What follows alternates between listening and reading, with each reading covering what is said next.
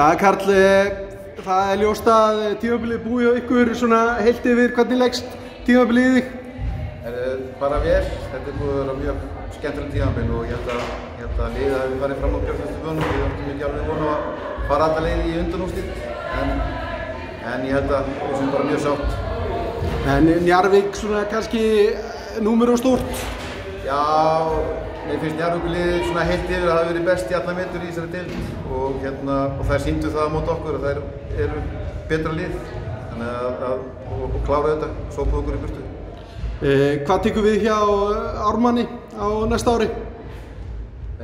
Bara áframhaldandi baráttu bara. Við ætlum að halda áfram með þetta lið og kannski getum bætt einhver í það sem að gera það ennþá sterkara. Þannig að ég held að það sé bara spennandi tímar framöndan.